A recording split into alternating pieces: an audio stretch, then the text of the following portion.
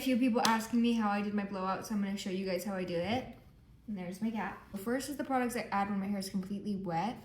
First is the Kerastase Nutritive Below Dry Milk, and then this is K18 Heat Protectant. I also use this shampoo and conditioner, and sometimes the mask when I wash my hair. Usually just rake this through my hair just to give her some extra hydration. I know this already has like a heat protectant in it, but I add extra heat protectant because you can never be too sure and too generous with heat protectant. I just brushed my hair just to get out any tangles, and I'm section off the top half and start on the bottom. And I'm sorry if I'm over explaining, guys, but I just learned how to do this because I could never figure it out. So I feel like now I have to over explain. When I tell you guys I barely learned how to use a clamp curler a few months ago, now I'm unstoppable. Now I feel like I need to learn how to use everything. I'm using the Dyson Airwrap, but you can use anything that has like a blow dryer attachment and then like the air wrap attachment. I'm gonna start by rough drying the bottom section till it's like mostly dry, but still a tiny bit wet so that this can get like a grip on your hair, if that makes sense. I'll kind of show you what it looks like. And then I'm gonna do the same thing with the top. So this is kind of how I leave it when it looks mostly dry, but it still has like a little hint of wetness. People say 80% dry, but I didn't know what 80% meant.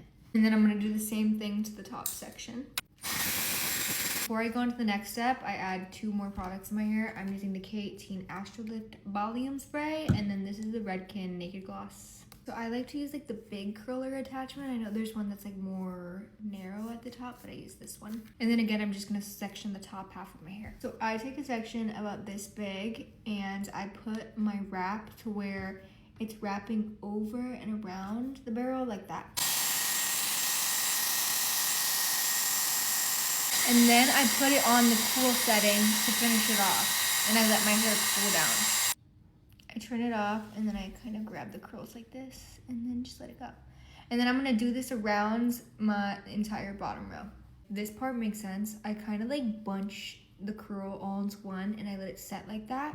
And then I'm gonna take down the section, and then I'm gonna section like the very top of my head. Really just gonna section almost just like the top row and my front pieces. The same thing that I do with the bottom row with this middle section. These are pinned up. I'm gonna do the front pieces. I'm gonna do my bangs that aren't really bangs anymore, and I'm gonna break it in 2 sections. This back section, I'm gonna curl it backwards, if that makes sense. And the front, I'm gonna curl it forward.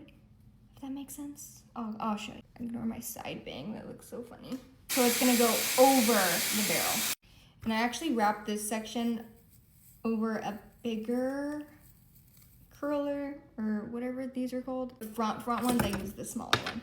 So I'm gonna roll this forward under the roller. And I'm just gonna let it sit like this while I do my makeup and get ready, and then I'll show you the final result. I just finished my makeup, so now we can take this hair down.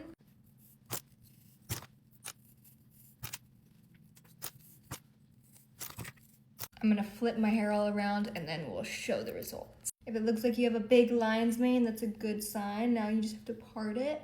We'll play with it a little bit. And that is the final result. This is how I get my big bouncy blowout. If you want a hairsprayer, you can. I usually let it just fall on its own. And that is the end result. She looks so good. Love you, bye.